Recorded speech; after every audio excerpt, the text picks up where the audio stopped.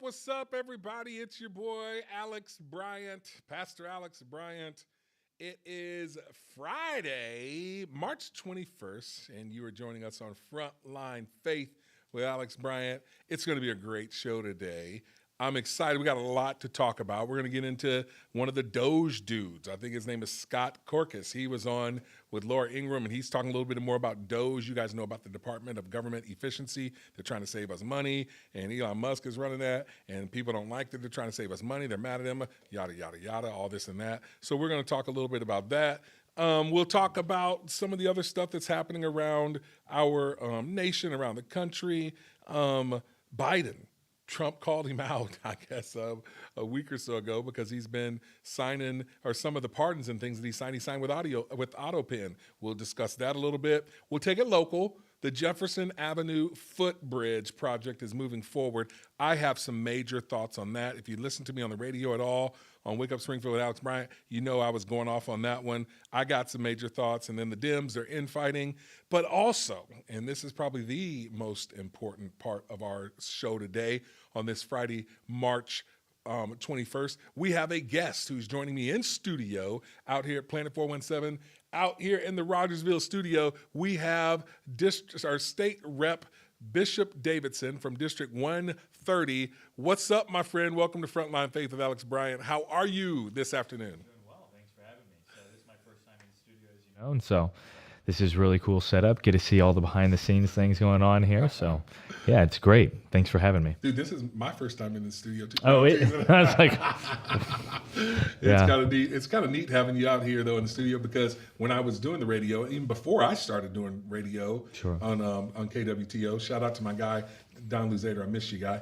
But you had done fill-in work before I even did it over there on the radio. So Yeah. No, I've gotten to be out there a few different times, and so it's always a privilege. Always like to get a microphone in front of me. You know, every politician likes to hear themselves talk, and so I can't say that I'm totally exempted from that. But well, some tell me that I had the face for radio, and might be the case, but now I'm on video. And I mean, hey, I'm securing my masculinity. You're a very handsome man. Oh, yeah, thank you. You have the face for video for sure. So. Thank you. No, my mom and dad gave it to me, so I appreciate them. Well, cool deal. It's good to have you here, Frontline Faith. Now, let me just kind of give this before we dive in. We're going to talk about some of the things that Bishop Davidson's working on. You went in office, I think it was in 2020, is that not right? Yeah, that's right. You've been up there in Jefferson City for a few years now, working on behalf. He's one of the good ones. He's one of the conservative ones. He knows the pulse of the people. He's here out in the Republic District. What's your district? It's in between. Yeah, no, it's Western Springfield, Republic, a little bit of the county, but yeah, it's mostly Western Springfield and in the city of Republic. And he's a good guy. He's a guy out there. He's knows the pulse of the people. He's out there knocking on doors. He's in the community. He's not one of those that have sold us out for money, power, and fame in Jefferson City. And he is doing it for the right reasons. Good man of faith, Christian young man there. And I've loved always our interactions, our talks and stuff like that. Now, I do want to just acknowledge this as well. Frontline Faith with Alex Bryant, you're seeing us on a Friday. I was out of town really for the last 2 weeks, and I'll go into why a little bit more later. If you've seen me on Facebook, you know why my family was out of town down in Birmingham, Alabama. But I'll get to that towards the end of the show. But I did want to have this discussion because I've been trying to get Bishop Davidson on the show for a while. You got a few things that you're working on. You've been working on them for a while.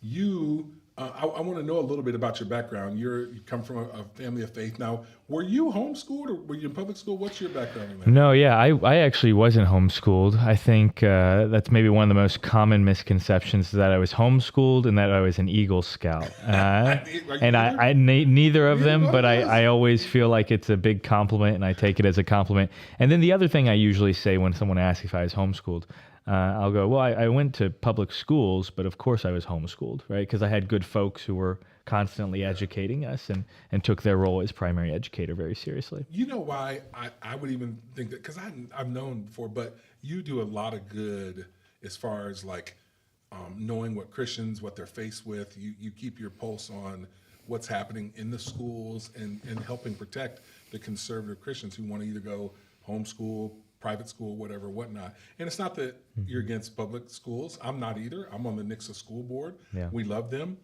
but you have a bill coming up, and I want to touch on this because we see now in our culture. Well, first of all, here in about 2.5 weeks, we're going to be voting on the school boards.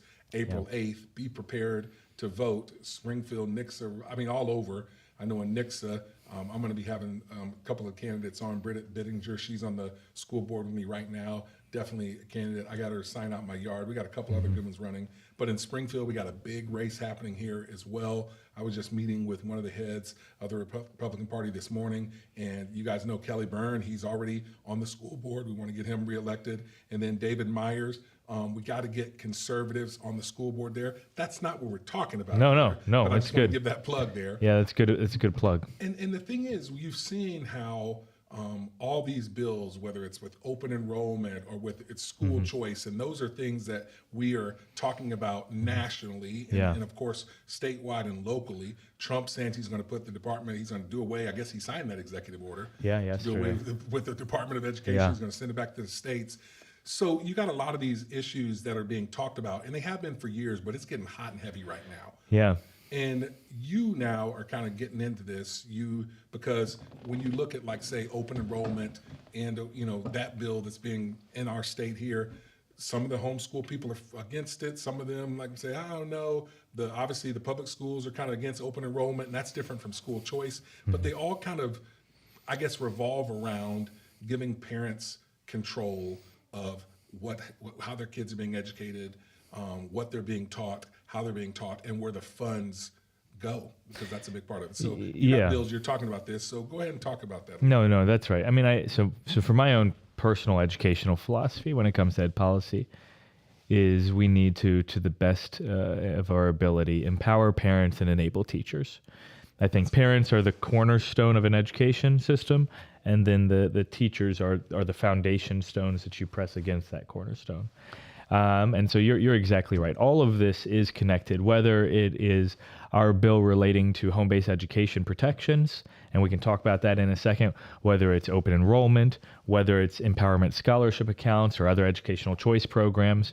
I will say the important thing, especially with those empowerment scholarship accounts, those ESAs, and some of the big school choice bills we passed last year, I got really close with a lot of the homeschool community, and we created really solid language that I felt proud of that got put into that bill that protected homeschoolers by creating this separate category of family-paced education, which allowed for homeschoolers to exist as they exist now in the state of Missouri, which I think is one of the best states to be a homeschool family from a policy perspective. But then it also allowed for other parents to choose to educate their child at home under a family-paced education model, which would allow them to utilize some of their tax dollars that they're putting into our education systems. Now, you fast forward a year after getting into those conversations with homeschool families, I started to learn that while I'm proud of where Missouri's at, there are some little improvements that we can make. And so what we came up with was this bill relating to home-based education protections. And it's relatively simple. What it does is it requires probable cause for a prosecutor to come into a homeschool family's home and demand records and look through their home and so on and so forth. Right now, they don't need that, and so there's a lot of nefarious actors out there across the state Unfortunately, I don't think it's the case in Republic necessarily where I live, but I have heard about these stories where basically these homeschool families get harassed on a consistent basis of, hey, we need to come in and look at your home and make sure you're doing it the right way, the way that we've said. And all we're saying is if someone's going to go into your home, right, they need probable cause, just like they need probable cause to go through your home or your records or any other circumstance, right? That's a Fourth Amendment protection. Now, I want to insert this, I want to interject this here because some people listening going, what are you talking about here? Let me just kind of break it down a little bit. I think it's in Illinois. They just had, and I grew up in Illinois, and not very friendly for homeschooling there. Yeah. I mean, Illinois is a blue state. What happens in Chicago, they want to happen in the rest of the state. You got a lot of rural communities in Illinois, especially in the western part of the state, a lot of farmers. They see what's happening there, the policies of Chicago, which are being influenced by the big teachers union, the national teacher unions. It's all about money. They want the money, the dollars to flow to the public schools. And so they don't want these kids leaving the public schools to go in to doing homeschooling or even private schools. So they're trying to really gridlock them to stay there. And they're trying to really threaten now homeschooling parents, like, we want to know what you're teaching. We want to know if it lines up. And it could be things like, for example, oh, you want to teach creationism? Nah, that doesn't line up if you want some of our protections. So that's kind of where we're at with this, correct? And I would not say we're as bad as Illinois. And I will say Missouri has some really good laws.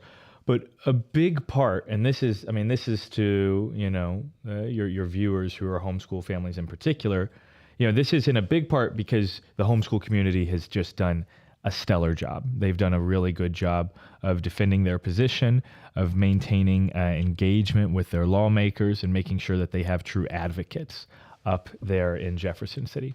But we want to continue that advocacy. And I will say we've seen it it has gotten worse in terms of utilizing sort of these weird little legal anomalies to harass homeschool families.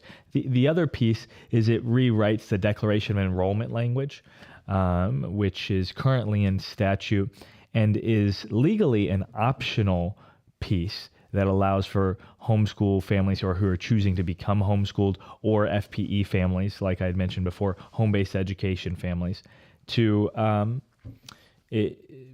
basically to say to the school, hey, we're unenrolling and we're going to go do this thing over here.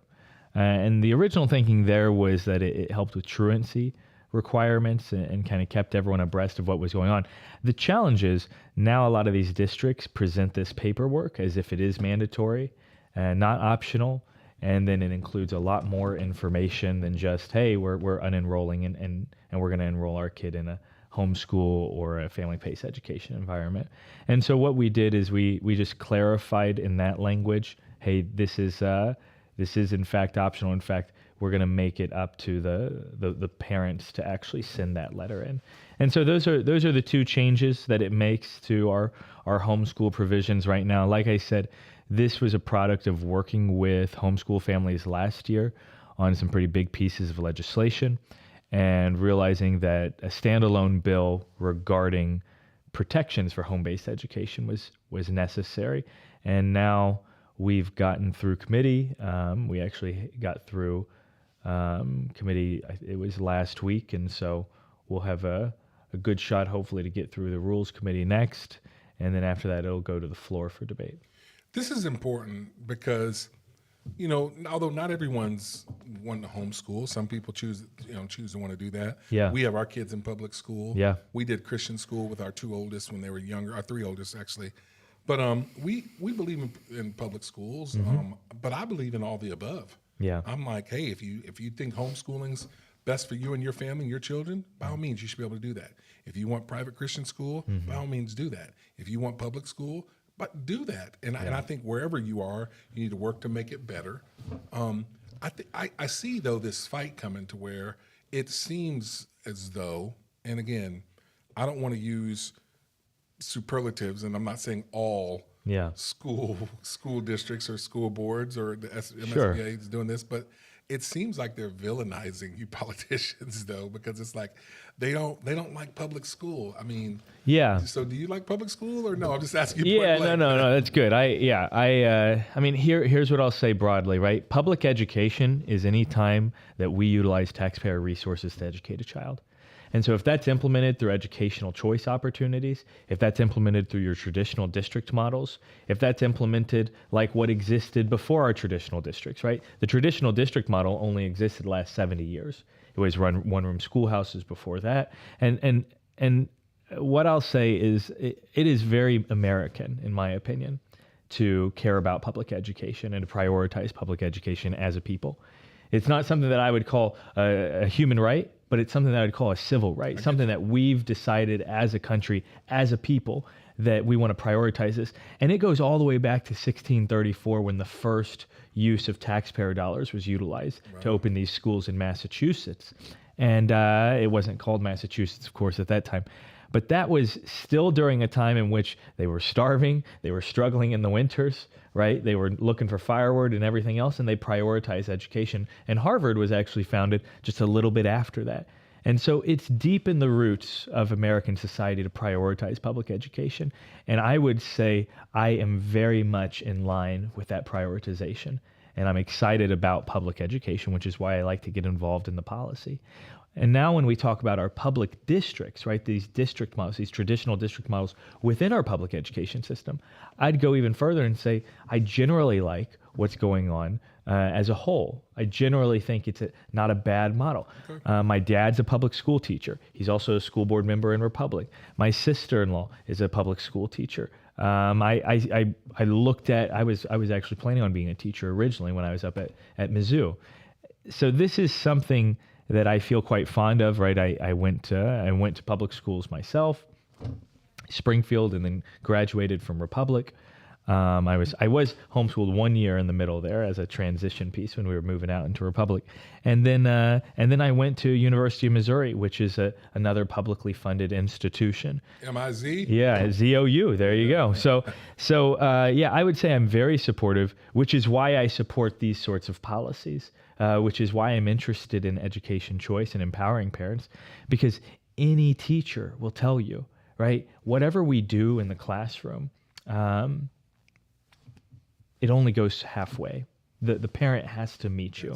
And you get those parents to come meet you halfway when you give them responsibility to rise up to in the first place. And so I think we've got a system right now that disincentivizes good education, and that's not good. But I think with a few tweaks, introducing some levels of competition, re-engaging parents into that educational environment, and then enabling teachers, right? Like I said before, really putting the impetus on teachers to manage and orchestrate the education of children in their classroom. That's going to be how we improve our systems. Yeah. But everything I'm saying is not anti-traditional districts. In fact, I would say it's the only path forward for improving our traditional districts in the long run. I love the language that you use, because you said you generally support, public schools, which is, we do. We generally support them, but that doesn't mean that there's not something that can be improved, that we, should or, try to improve, because that's a part of it, and no doubt. And I think that it's going to take all of us engaging in saying, listen, this is pretty good, but we want to work on it. It's times have changed, stuff's changed, the model is changing. We know that we want our kids to be educated. Mm-hmm. And then we even saw some negative stuff parents did. I know we did during COVID. Some of the stuff that was being taught, I share this many times. We're a biracial family. Mm-hmm. I couldn't stand all this critical race theory stuff being taught, because it taught my kids that my side of the family is natural victims and my wife's side of the family is inherent, racist white supremacists. And I reject that and stuff. And so we got to all come together to work to improve this stuff. That's kind of my philosophy on it as well. Yeah, no, I think that's right. And it's about putting the incentives in place to actually see us working together. And so, I hate to see those sort of camps break out, especially because the way I see it, they're very artificial. And what I'll say is it's more than just the way in which we write our our formula, right? It's more than the way in which we distribute money across the state. That is a part of it, though. No, it's a huge part. Yeah. That's sort of the ed choice part of it. But what I'll say on the flip side, that equals your financial playing field, right? Levels that financial playing field so that parents have more autonomy. But there also needs to be a regulatory evening, and that really is for the districts themselves, right? Because those districts are oftentimes subject to burdensome regulations that actually get in the way of them educating our children instead of helping them. And so let's talk about some of that, because you talk about some of these burdensome regulations. You look at nationally, like under the last administration when President Biden was in office, he was trying to tie a lot of the state funding, the federal funding that comes to school districts by if you adhere to their really social, moral issues like transgenderism or allowing kids to have their sex change or whatever, or even just the pronouns and stuff like that. And so they tried to control us, a lot of conservative people, by saying if you don't adopt this language, if you don't adopt this regulation, we're not going to give you your funding. So you saw that under the last administration. Now let's just say this. See, this is why I'm all for, I'm for local control, but I'm also for choice, opportunity, competition, because, then now you look at, so for example, Trump's in office now, and he's saying he's obviously a conservative. But what if conservatives were to say, which some people say that he's doing now, hey, there's two genders, male and female. If you adopt anything other than that, we're going to pull your funding. It's like, do we really want those kinds of fights either way? I just don't think the federal government should be involved in education at all, to be honest. I think that is a state issue. And when we talk about local control, you cannot get more local than the parent themselves. And so, that is kind of the building block of our society, and certainly the building block of our education system is the family. And so I think there's lots of challenges. I'm not sure executive order is going to be the end all be all mechanism. Congress get on. I think he's just saying, I want to move fast, then Congress has to come on and approve, or So I can't speak to all of those little particulars, but philosophically, in terms of a step in the right direction, I think it is a good step. And the Department of Education was established in the 70s by Jimmy Carter with executive order. So Trump's saying, I'm going to undo it with an executive order. Now, my take on it is this too, and I want to get your take as a legislator, because again, a lot of times I see, especially conservative legislators, you guys are getting a bad rap of you're against public education. And I know that's not the case. I talked to a lot of our state reps, even our state senators. When I was running for office, I met a lot of you guys. I know that's not the case. A lot of them have kids in public school, but we're saying, can there be a both and? If you want to be public school, do it. If you want to be private school, do it. If you want to homeschool, do it. But then the key is going to be, where do the tax dollars follow? Now, I think with Trump's executive order pushing it back to the states, that's going to be even a bigger fight. Now, what's your take on that?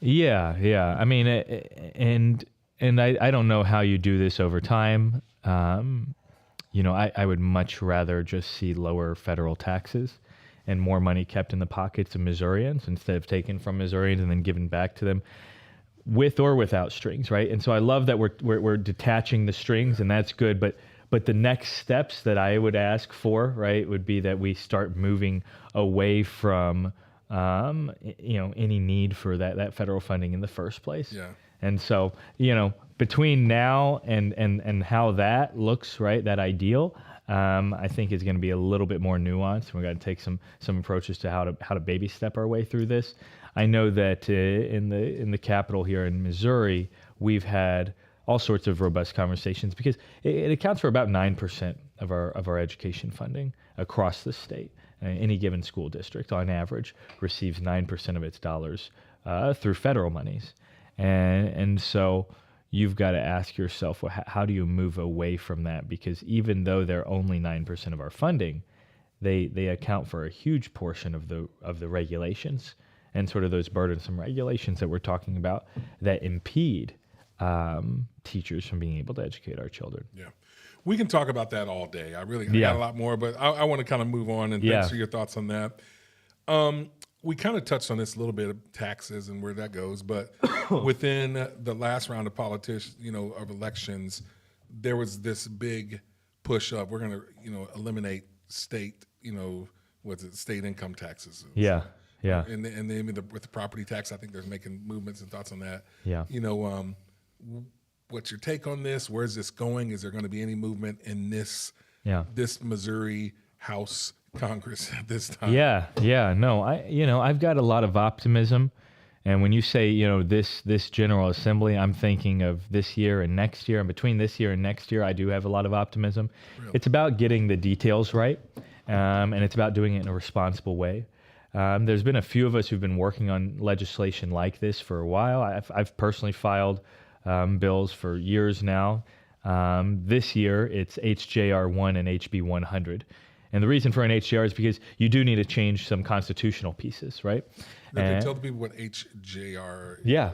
HJR is House Joint Resolution, and HB is House Bill. And so that bill is a statutory change, which is something we can do in the General Assembly.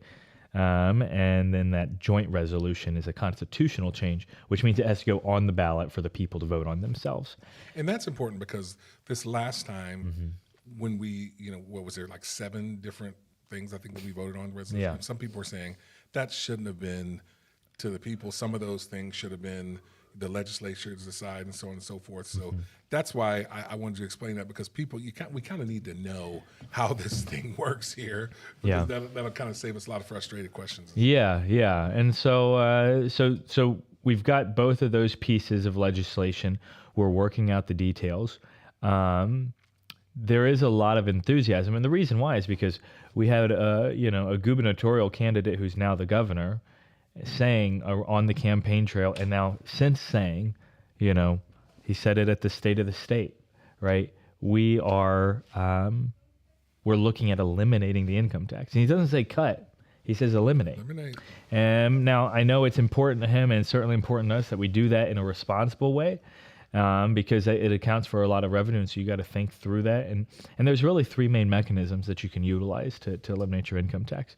And if any of your listeners can come up with give him his camera, look right in there, tell him. There it is. Yeah, if you can come up with a 4th way, I would love to know, because I'm trying to sort it out. But the 3 big ways is you can utilize growth to buy down your rate. And what I mean is that your economy is always growing. It's growing actually exponentially, which means your revenues are growing exponentially. And that's over time. We see that wealth creation. And the trouble is our government spending has also grown exponentially. If you cap that spending, you start to see an excess that exists in between the revenues collected and the spending that's occurring. And that excess can be captured, put into a separate constitutional fund, and then utilized as a mechanism for buying down that rate over time. The trouble with using growth to buy down your income tax rate is that it takes a lot of time. It takes somewhere in the ballpark of decades. We're not talking years. We're talking decades. So you've got to also look at some other mechanisms. You could utilize cuts, which is less of something that you can legislate, more of something you have to appropriate. But what that means is just seeking out inefficiencies in our budget, making those inefficiencies more efficient, spending less. And in that spending less, we still create that excess that I was talking about before. And it's with that excess that we can buy down the income tax rates of Missourians. And even this, though, takes somewhere in the ballpark of 15 years. And that's the simple thing that us simple people go, yeah, let's just spend less. But some people are saying that's just not possible, because what do you cut? Yeah, it gets challenging. And so, a big portion of our general revenue fund is income tax revenues. Big portion of the overall budget is that as well. But the problem with the income tax is that it is this very toxic, poisonous tax that poisons your whole economy, and it slows the whole economy down. And we've seen this over the decades. Missouri has been in a steady decay in relation to those states without income taxes. And I'm not just talking about our Floridas, I'm talking about our Tennessees and our South Dakotas as well. And so, I always say not all taxes are created equal. Some of them weigh more than others when it comes to sort of the economic impact. And the income tax itself is this really wildly distortionary tax, which brings us to the third option, right? You got growth, you got cuts. You can also look at replacement revenue and replacing that revenue. And the whole idea behind that is if there are some taxes that are worse than other taxes, then maybe we should be using the less worse taxes, right? The better of two evils. That's me being a little bit facetious. And so if you look at some of your consumption taxes, well, that's your sales tax. Yeah. Your sales tax has all these little loopholes and exemptions. If you got rid of all those exemptions and loopholes, our current sales tax rate, state sales tax rate, is 4.225. Somewhere in the ballpark of combining, growth, cuts, and replacement, you could land somewhere in the ballpark of a 4.2, so maybe even a little lower, to a 4.6% sales tax if you got rid of all those exemptions. And by doing so, you could actually eliminate the income tax altogether. But it really is about these levers and moving these levers. Like you tell me what day you want it to be done by, and it's simply a matter of doing the math. And so if you say, hey, we got 25 years, well, here's the model. We got 15 years, we got 10 years, we got 4 years. Well, that just changes, and you've got to utilize growth, cuts, and replacement revenue to compensate. So I'm a simple brother. And, I remember when Bill Igo first started talking about this on the campaign trail, because he's the first one I heard that really kind of touted it. I think people have been saying they've been talking about it for years. Yeah. But he was pushing on that. I didn't think Kehoe, well, then Kehoe's like, yeah, it seemed like Kehoe's like, yeah, I'll do it too. And I just thought it was like a campaign, just one of those little white lies they tell you to get elected. But you've said it. Kehoe's since then has said, here's what we're going to do. We're going to still do this. And now I'm hearing him say to conservatives, the House and the Senate, hey, figure out how we're going to do this. And I'm a simple brother going, we're not Florida. We don't have the tourism money. Every time you go to Florida, where there's a toll, hotel, theater, theme park, they're getting paid there. Yeah. Nashville has the country music, this and that. Who else did we talk about? Montana, whatever. South Dakota, Wyoming. Oil, So what do we have that's going to? That's what I'm sitting here going. What do we in Missouri have that's going to be able to do it? Now, Bill Igo was saying on the campaign trail, the money's already there. The money's already there. We have the money. We just got to, reallocate it. Is that really okay? I'm saying, how are we going to do that? Yeah, I don't know that it's as simple as just reallocating money. But what I'll say is you utilize growth, cuts, or replacement. And like I said, you could do a 4.5% sales tax. That's not on top of our sales tax. It's 4.5 instead of 4.225, and you broaden the base to get rid of all exemptions. And some of those exemptions are small, like exemptions on textbooks, and some of them are big, like exemptions on services. But if you broaden that base and kept that rate around 4.2 to 4.6%, that's all you'd have to do to replace the entirety of the revenue. Now, I don't know if we want to replace the entirety of the revenue. Maybe we want to make some cuts, or maybe we want to do it over time and utilize our growth as well. That's what I'm saying. But we can accomplish it. And what I'll tell you is Tennessee is one state in the union that hasn't lost income and population to Florida. The rest of us, all 48 states, are net losers to Florida right now. Tennessee is a net winner. And you tell me, what does Tennessee have that Missouri doesn't? Because we actually are more positioned for infrastructure, right? Between our rivers, our road systems, our central location, we're more positioned to be a stronger agricultural state, and currently are a stronger agricultural state. They've got 2 metropolises. We've got 2 metropolises. They've got a music city. Shoot, we've got Bryant, and I don't think that potential has been fully tapped into. No, yeah. Nashville wasn't always just Nashville. Yeah, no. And so you look at what Tennessee has, and in terms of raw materials, they don't have anything more than Missouri. In fact, I would argue Missouri maybe has more in just the raw materials.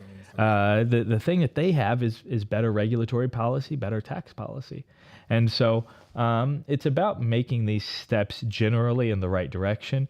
And the benefits, right, won't be fully realized until time has passed, of course. It's not like you do this tomorrow, and tomorrow you immediately see all the benefits in place. But I think you start to see the signs of those benefits coming, and that's the growth and investment that would pour into the state. We're talking with State Rep Bishop Davidson, District 130, West Springfield, Republic, area over there.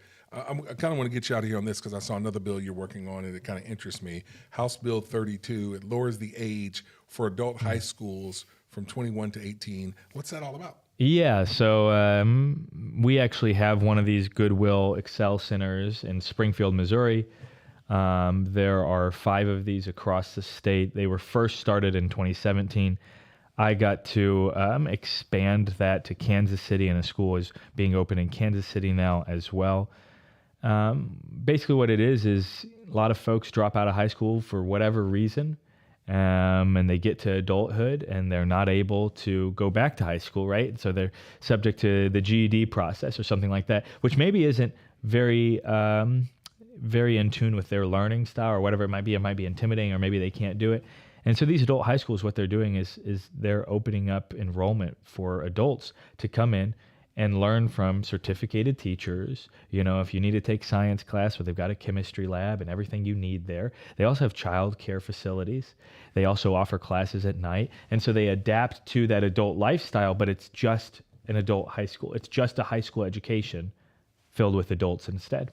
And it's been a really cool, successful program where these people are able to graduate, not with GEDs, but with real diplomas, and then go back into pursuing higher education or Military, workforce development or whatever it might be, right?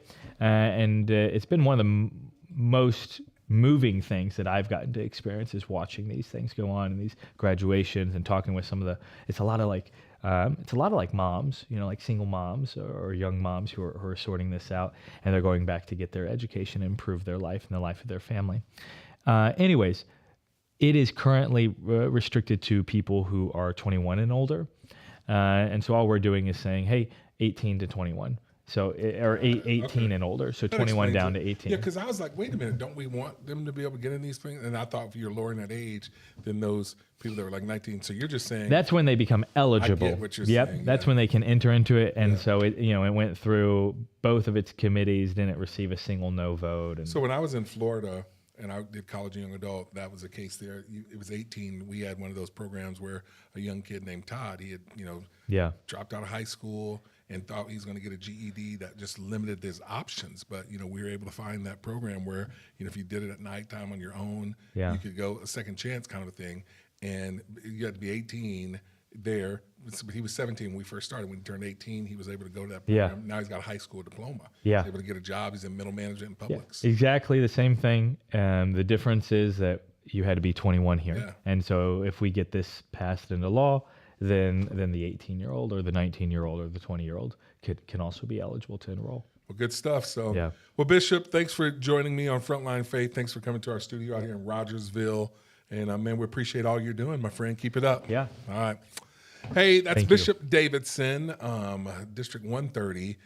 Man, look him up, check him out, and support all that he's doing and all that good stuff. So you're watching Frontline Faith with Alex Bryant. Planet 417, that's our network that we're on. They house us. They host us. You can stream us there. It's also on my Facebook. It's on our YouTube. We got a lot more show. I want to give a shout out to my good buddy. I can't even call him the producer because when I was thinking about this show, he helped me get the concept together. He's my technical genius. Been one of my best friends for like 25 years. But shout out to my buddy Todd. And, man, we're kind of getting this thing going here. I got some thoughts. I'm going to tell you some stuff about the show, but let's see if we can do we have a word from our sponsor, 417? We got that, Planet 417, and we'll get the show, keep it on moving, so check this out.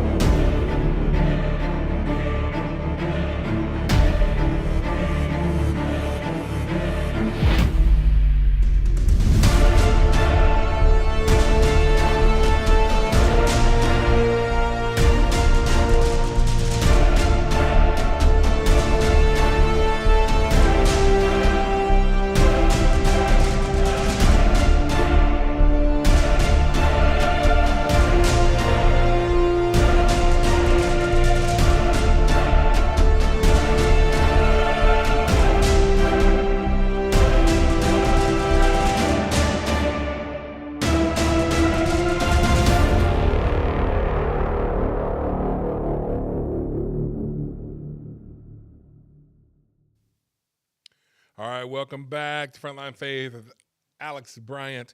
Hey, man, we just had Bishop Davidson here, State Rep Bishop Davidson, District 130 here in Missouri. I got some thoughts. We'll just kind of get this going and just go on to this whole DOGE, Department of Government Efficiency. It is making people lose their ever-loving mind.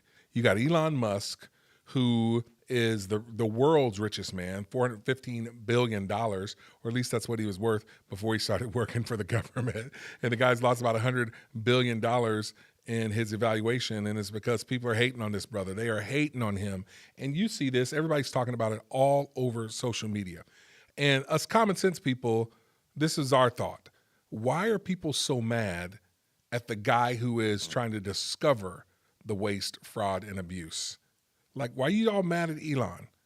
They're like, he can steal our money. Why does he need our social security number? Elon Musk is the world's richest person. He doesn't need your money, your bad credit, your food stamps. He don't need all that stuff. This dude is the world's richest man. He doesn't need your social security number to try to get a credit card in your name. Money doesn't even motivate this guy. He is doing it because he loves our country. And what's been happening is you go back to even with President Bill Clinton.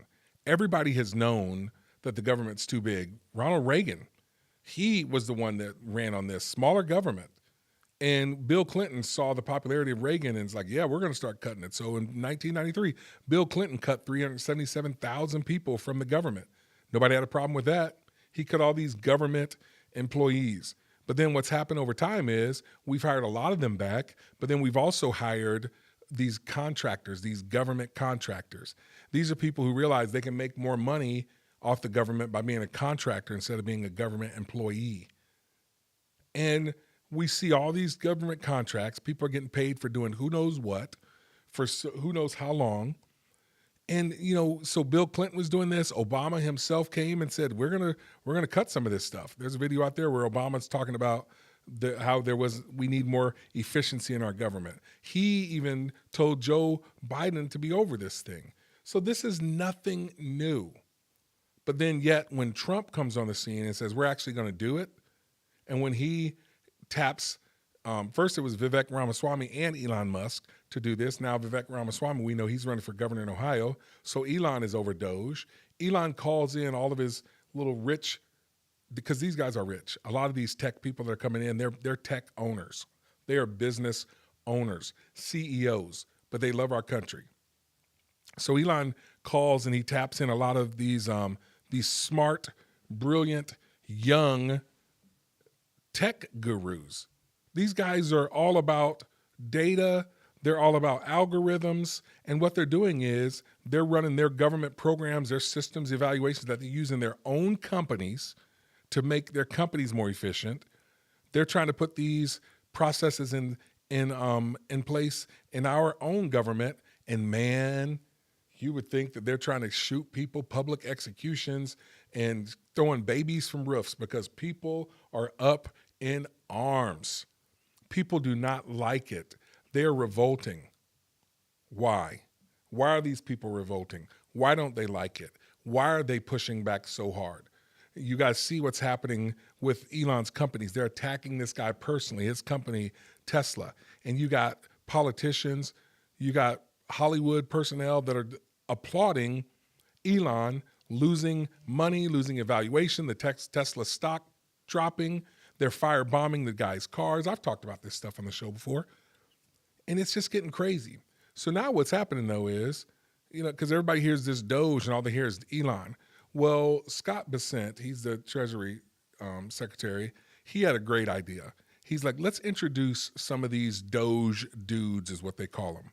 This is Elon's group, DOGE dudes. And they start coming in and talking about what they're doing, why they're doing it, and how they're doing it. So I want to get this information right. So there's a young man by the name of Sam Corcos, Corcos.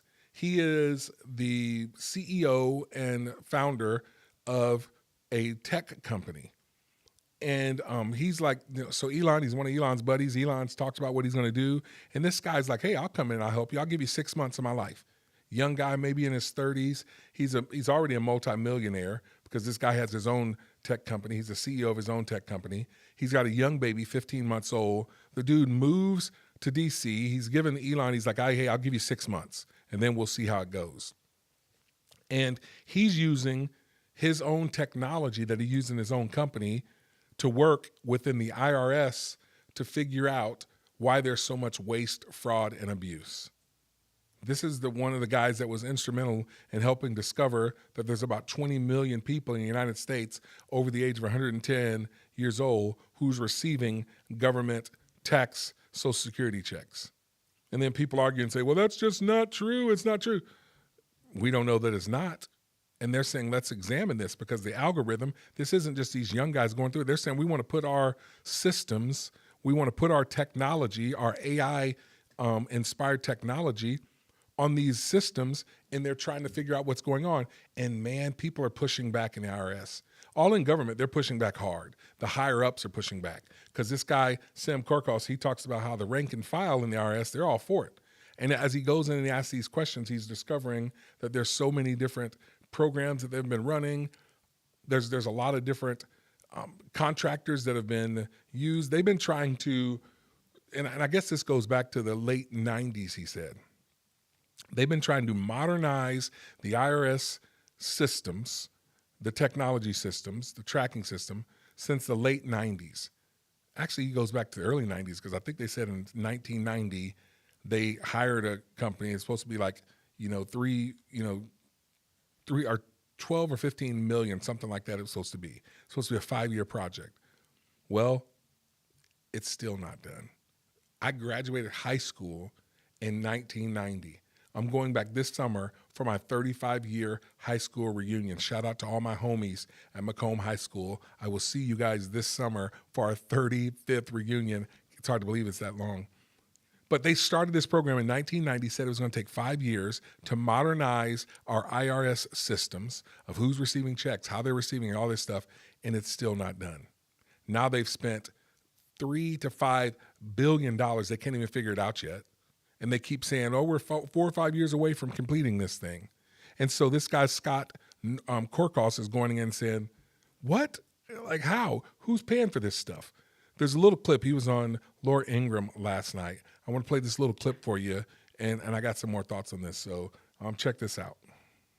What has been the biggest surprise? You, again, Secretary Bessent's, been in the business world as well, but he heard it from me. But when you first saw this, what was the biggest surprise that you found at that Department of Treasury?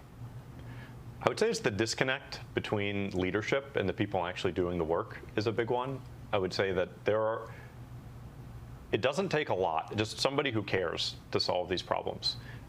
You find contracts that are 10, 20, 30, 50 million dollars, and you just ask, like, why are we doing this? And everyone's just like, I don't know. And then you cancel it, and then nothing happens. It's just inertia has just taken over. Like, what in the world? Like, so here's what he's saying. He's saying, look, we go in, our computer system program that we put on our system. First, they fought that. The Democrats fought it. Said, we don't want this outside stuff. We don't want that. We don't know what they're doing. They're trying to steal your Social Security numbers. And they got a lot of you guys up in arms about it, ignorantly. So then when they start to find this and they say, hey, what's this outside government contract for? We're paying them 10, 12, $20 million. And they're saying, hey, who's this for? And people are going, we don't know. So then they try to cancel it. And then you got people like Jasmine Crockett, the congresswoman from Texas, going, they don't have the right and the authority to cancel any contract. This is your money. This is my taxpayer money. And yes, Elon Musk and DOGE doesn't have the right to, they're saying to cancel this. They need Congress to do this. But why aren't we applauding this? Why aren't we celebrating the fact that someone has gone in and saved us 12, 15, 20 million of our taxpayer dollars? I don't understand why every American is not applauding this. I don't care if you're Republican, Democrat, or Independent. If someone is saying there's inefficiencies there that's costing us our taxpayer dollars, why are we not applauding that? These government contracts are out of control. Because again, when Bill Clinton cut in 1993 those 377,000 workers, those people decided, well, we'll just get some contracts. And you guys, the government inefficiency, we all know it's there. We all know it's there. I remember when I was in high school And I remember a story about how the government pays $300 for hammers, like that you nail hammers. I'm like, what? And it's like they hide money, red tape, or it's just inefficiency. We all know that it's happening. Why are we okay with it continuing? And when Trump is trying to do something about it by putting Elon Musk in charge of DOGE, and when Elon Musk brings in the DOGE dudes who actually have the expertise, the knowledge, the wisdom, and the drive to fix this, why are we not applauding them? Instead, some people are getting in their way trying to stop them. It doesn't make sense. So Sam Korkos, he goes on. There's a little bit more. I want you to play this other clip between him and Laura Ingraham. You come in from this tech company. You've been in directing engineering teams. You've been doing your own coding and software engineering for so many years. But you come in here and you see this is one of the most important departments in the world, not just in our government, in the world. And you see how this has been organized and run for so many years. What, as a human being, what is your reaction to that? Were you stunned as I am just hearing about this? Yeah, it's hard to really grasp the scale of this because we process at the IRS about the same amount of data as a mid-sized bank. And a typical mid-sized bank will have somewhere between 1 and 200 people in IT, and they'll have an operations and maintenance budget in like the $20 million a year range. We have 8,000 people in IT, and our operations and maintenance budget is $3.5 billion a year. I don't really know why yet, but I will tell you that 80% of that budget goes to contractors and licenses. Did you hear what the guy said? I mean, this is literally a guy who's just brought in to find out where's the waste, fraud, and abuse. And he's telling us $3.5 billion a year is our budget, and 80% of it's going to contractors. When we have 8,000 IT employees. If we have 8,000 IT employees, why do we have to spend another $3.5 billion or 80% of the $3.5 billion to go to contractors? That's like $2.7 billion. It's not making sense. Scott Bessent is the Treasury Secretary. He goes on to say, people don't like Elon because he moved the cheese. Now, I remember starting in business world, 25, 30 years ago, and I was working at a company called MCI.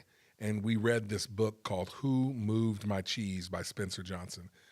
It's just a small little story about adaptation and about, just really overcoming issues and stuff like that. Who moved my cheese? It's about these mice. They talk about these mice that are in this maze, and there's the main characters, and someone moved the cheese, and they talk about how each of those different mice represents a different character. And these characters are learning valuable lessons all along the way. And again, it's all about being able to adapt, to overcome the changes so that you can achieve success, happiness, or the goal. And somebody's moved the cheese, and sometimes when that happens, mice just can't deal with it. Same is true with us in life. Someone, Elon's moving the cheese. Well, this is the way we've always done it. Why is it done that way? I don't know. It's just the way it's always done. It doesn't make sense. Let's not do it that way. Oh my goodness, Elon's a Nazi. He's a racist. He's trying to move the cheese. It's ridiculous. It doesn't make sense to people who aren't rationally minded. But that's what's going on.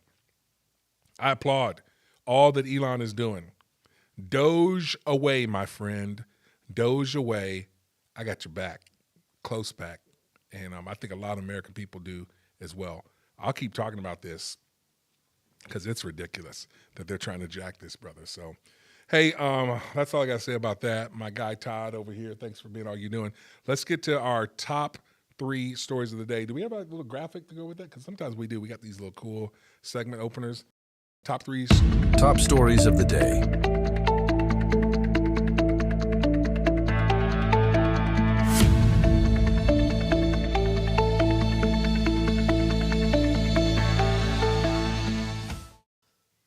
All right, top stories of the day. I'll just give them to you real quick here. Number 1, it was revealed to us last week that President Joe Biden, that's Biden, by the way, either him or his team was using an auto pen to sign these documents, important documents, things like pardons or whatever. Now, auto pen Why is that important? Well, the government or the presidential seal, a lot of times they want to get that signature just right.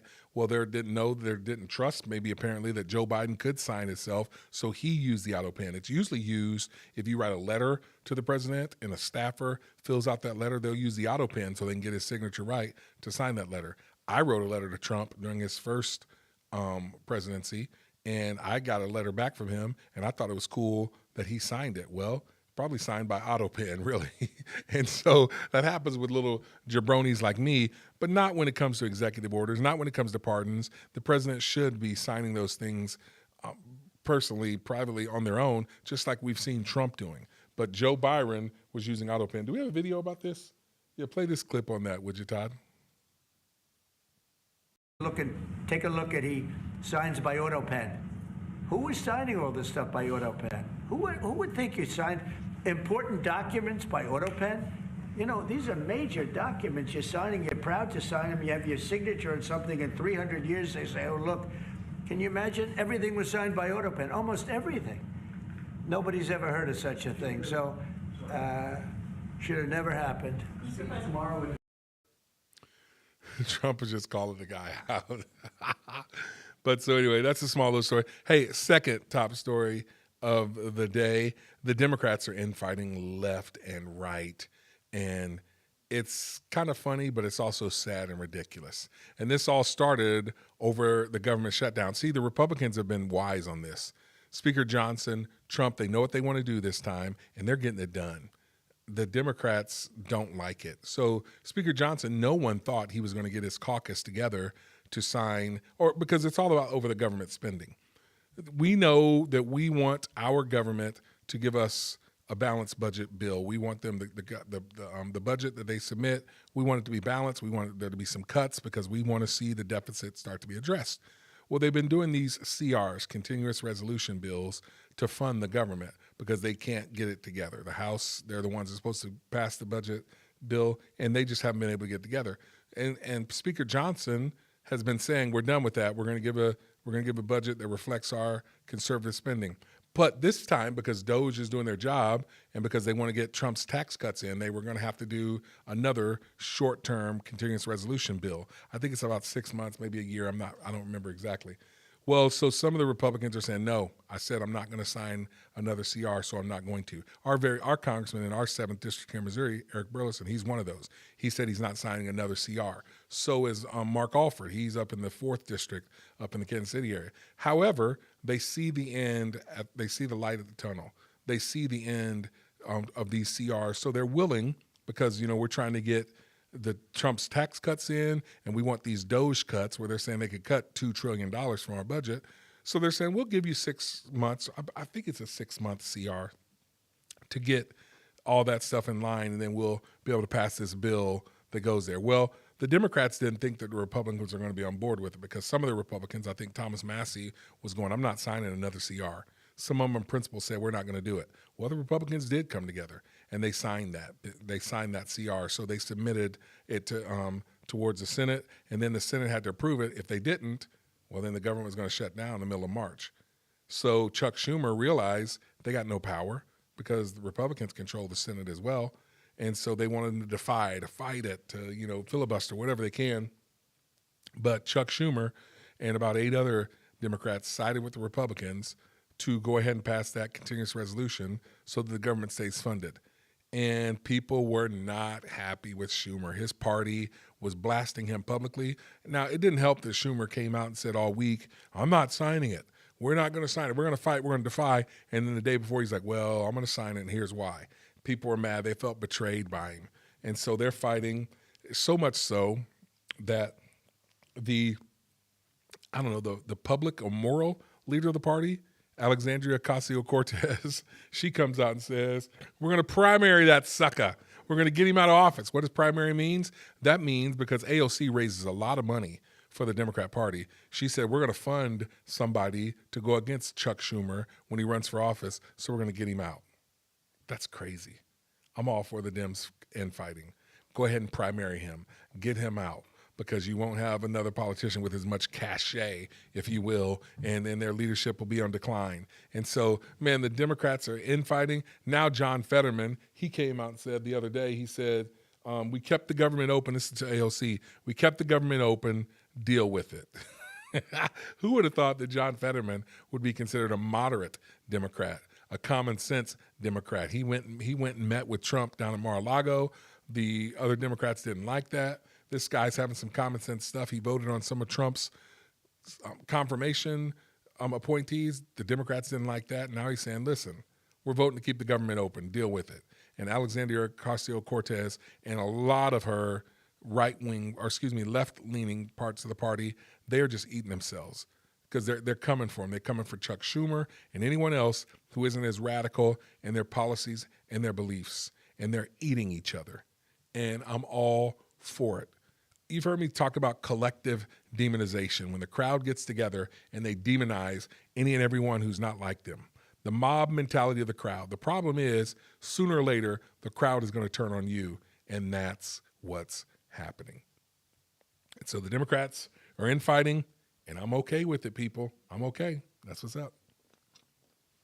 You guys didn't think I was going to give you a shot of the Bears mug, did you? Well, here it is. The Bears. And I know that you've seen the moves we've been making. We're coming. If there's any Chiefs fans out there, we're coming. We stole your guard, Thuney, and we're going to be winning the Super Bowl. You guys are done. Patrick who? That's what I'm saying. Well, wait, is the crowd saying anything? I'm just kidding. I know his name is Mr. Patrick Mahomes. No disrespect to you, sir. But to the rest of you Chiefs suckers, yeah. Travis Kelce who? Kelce Swift? Ain't nobody scared of him. What you got to say about that? Yes, what I thought, Todd. Yeah. So, hey, third top story. I got to go local. Springfield, what are you guys doing? I don't know. This is about ready to happen underneath your nose, and it's going to be your taxpayer dollars. We've been talking about this Jefferson Avenue footbridge. If you've ever been over on Commercial Street, they're renovating Commercial Street, and that's all good. Well, over, like right on the Commercial Street, on the east side, on the east end of Commercial Street, there's this old footbridge. It's been closed. It's called the Jefferson Avenue footbridge. It's been closed down since, I think, 2016, maybe 2017. It's unsafe. It's this old footbridge that goes over the railroad tracks there. And Burlington Northern Santa Fe, BNSF, they have about 13 tracks that this footbridge goes over. It goes from Commercial Street, I guess, over to Jefferson Avenue, over on that north side of town. And now it's been closed because it's unsafe. It's decayed. It's not handicap accessible. And Burlington Northern Santa Fe wants it to be even taller if it's going to be reopened because they want to be able to have their trains go under it and do some mechanical stuff. So here's the deal. The city is proposing, a couple years ago they were proposing to spend $4 or $5 million of some of the COVID dollars that we got to fix it. Well, they waited and that price went up to $7 million, then $8 million. Now it is $10.8 million of your taxpayer funds to fix a footbridge that maybe 20 people a year might use. I'm glad. This is one of those times where I'm glad I don't live in Springfield because I would be mad. Why in the world are they spending $10.8 million? Now, in fairness, Burlington Northern Santa Fe says, hey, we'll give $2 million of that if you raise the footbridge 2 feet. So, but that's still going to be about $8.8 million of your taxpayer dollars to open this bridge, to renovate. They're going to lift it up 2 feet. They're going to it's just old and it's got decay. I guess it's historical, but also they're going to make it handicap accessible, put in a little elevator there. No. The footbridge is going to be used by maybe 24 people all year. Why are they spending that kind of money to renovate that thing? Oh, there's a picture of it, my man Todd. Why in the world are they going to spend that kind of money to renovate this old raggedy footbridge to go from Commercial Street, which how many of you go, when's the last time you've been to Commercial Street? I go there sometimes for lunch. They're renovating that area. I'm cool with that. But to Jefferson Avenue, who's going to walk from Commercial to Jefferson Avenue just for a nice romantic leisure? No. And the people of Jefferson Avenue, what? So you're telling me you're going to spend $10.8 million for those 31 people a year to use that footbridge. I mean, only 39 people a year might. Okay, the number's going to, I don't know if it's going to be 20 people or 40 people or whatever, but it's not worth it. Springfield, educate yourself on this. Make yourself aware and protest. Call your city council people, call the mayor, tell them you don't want this nonsense. It's absolutely ridiculous to spend that kind of money on this footbridge that 44 people a year might use. No, I don't live in Springfield. I live in Nixa. I ain't down with it, but you guys do what you want to do. You know, that's the deal there, man. So crazy stuff, but you do you. So, hey, that's the top 3 stories. I'm going to take a little break here. Do we have the Will Worsham?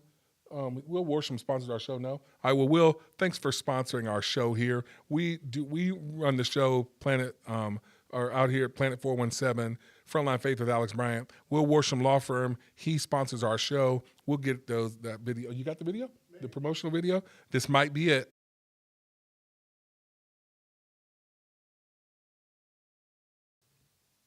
Okay, well, Planet 417.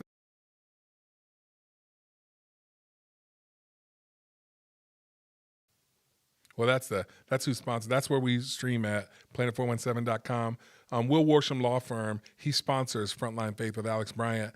And, man, they do estate planning and all that good stuff. So maybe we'll get that ready for next time.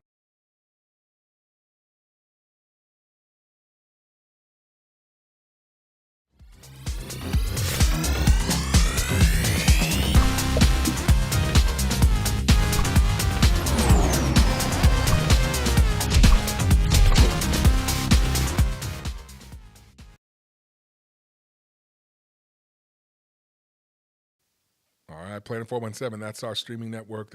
They house Frontline Faith with Alex Bryant. That's the studio we're using out here in Rogersville. One of these days, you might be a guest on the show. Come out here, sit in the barber chairs, or maybe our desk over here. We'll get you on our show.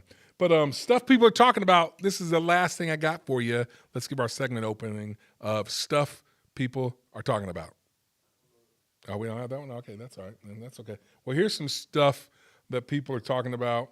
And let me just give this. This is one thing that we're talking about. Frontline Faith with Alex Bryant. So we're going to revamp a little bit. We're doing our shows Tuesdays and Thursdays. And, we had our producer. Well, our producer, Frizz, he took a full-time job, so he's not with us anymore. My buddy Todd and I are going to do it. We will bring you a show at some time throughout the week. That's all that we can confirm or guarantee. Is that right, Todd? That's what. Right. At some point in time, we will come on and we'll talk about stuff. Whether it's, faith issues. We'll have some guests coming on. We got Andrew Bailey, who he's our state treasurer. We're trying to get him on. He's been waiting to come on here. We got a lot of politicians that want to come on Frontline Faith, and we'll get you the issues. And we'll do a show. It'll be at some point in time throughout the week, and we'll get you a Frontline Faith. We'll talk about some of these issues, the political issues, the social issues, the cultural issues, because we believe that they are theological issues. There's a way that we as believers and Christians should think about these issues, and we should always be reading the Word, the Bible, and getting the wisdom from the Word, and being able to use that wisdom and extrapolating it and putting on how we think about the issues that we're faced with. And so that's what we're all about, Frontline Faith. So that's a change that we're making. I still do my weekly podcast. It's my audio podcast, The Way We See It. You can get that anywhere you get podcasts, on the iTunes store, Spotify. The Way We See It. We got about 260 episodes. That's a fresh content every Tuesday morning that drops. If you go to alexbryant.org, you'll get on our mailing list. You'll be able to understand and know any content that we're producing, where I'm speaking at. A lot of times I've been showing up in areas around you guys, and people are going, how come you didn't tell me? I was down in Alabama. I was down in Dallas this past week, and people say, how come you didn't tell me? What's going on? And, we show up in those different places. So, but yeah, go to our website, alexbryant.org, and you can get on the mailing list. Now, I just got 2 things we're going to end with. One of them is a national thing, but then Todd, I didn't give you this, but I need you to help me out on this. I need you to go to my Facebook and pull up a picture of that important event that happened last Friday. I think you know what I'm talking about. So while I was doing that, though, I'm going to kind of set up this next one. I got an important life announcement to announce to you. That'll be the way we end our show, and it's kind of cool news. If you follow me on Facebook, You already know. You know, we have a lot of different ways that you can connect with me. My personal Facebook, Alex Bryant Ministries, that's our Facebook. We're going to put our shows on YouTube and all that stuff. Some of them are there. But my buddy Todd, he'll help me formulate things. Because remember, Frontline Faith with Alex Bryant, it's going to come to you. And I guess, are you now the producer? Did I promote you, Todd? Are you the producer? All right, Todd's the producer, as he added to some of the other hats that he wears there. So we'll end on the personal thing that happened to us last week. But I want to play this video, and this is almost. Did you see this? Yeah, there's a video. Is she calling someone? That's the thing over there. Yeah, no, I just want you to play that picture when I call for that one. But for now, get ready with that video, because this is the thing that people are talking about. This is. All right, guys, we're about 6 weeks in. Who's going to do it? Who's going to take one for the team and do it? And I'm not going to say what it is, because I know that you know that I know what we're all thinking. Who's going to do it? It can't be me. I'm a dance teacher. I got things to do. But somebody's got to do it. Someone's got to take one for the team. Because we're 6 weeks in. I can't do 4 more years of this, guys.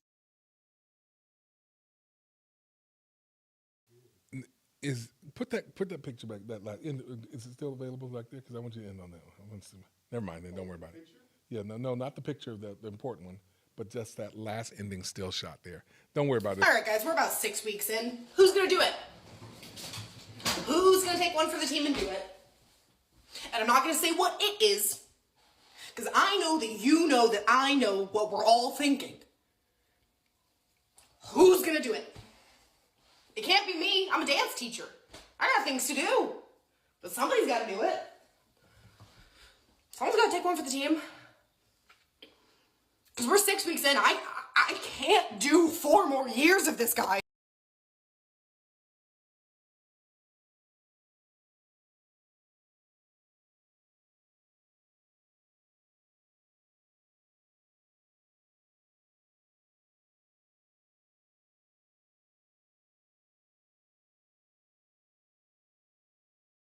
I would assume that the FBI has already been at her house knocking on her door.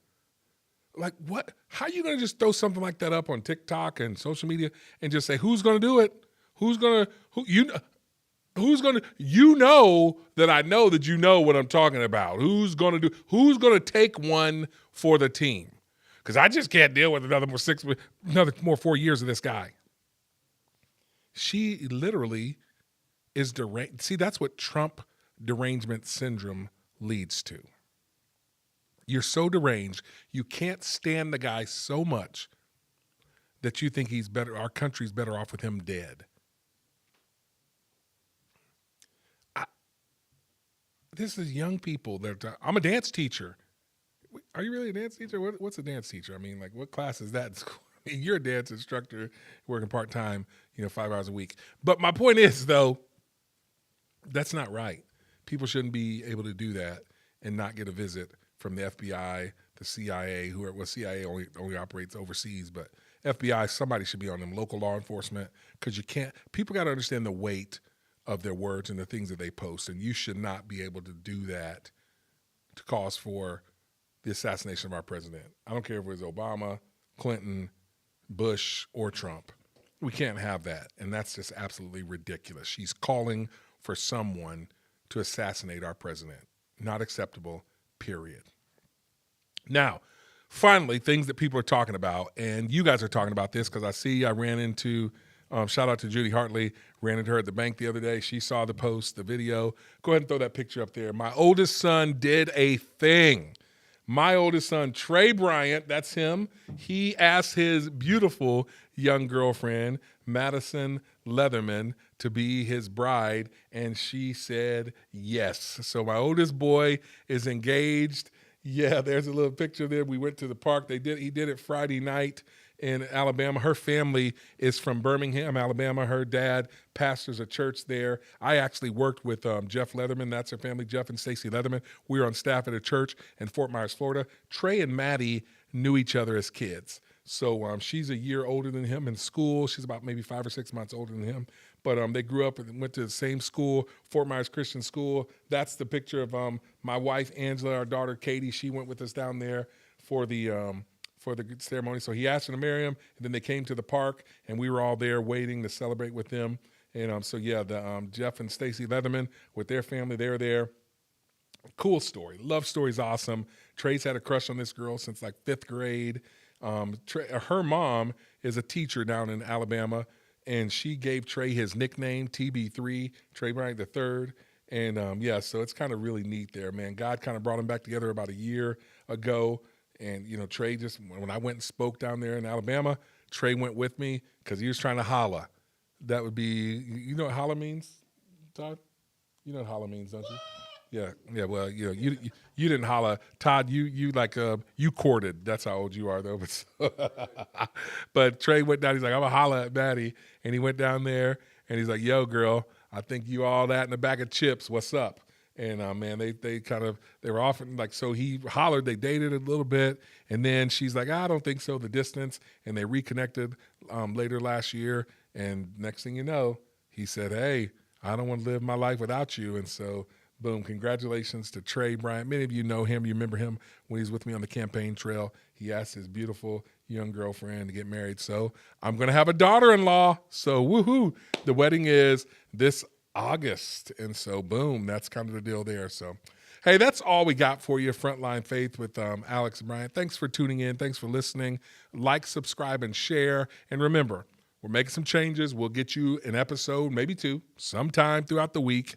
We're not going to promise when. That's like Joe Rogan. That's how he does his podcast. He just drops them, and you'll get it there, and it'll be streaming on all our platforms.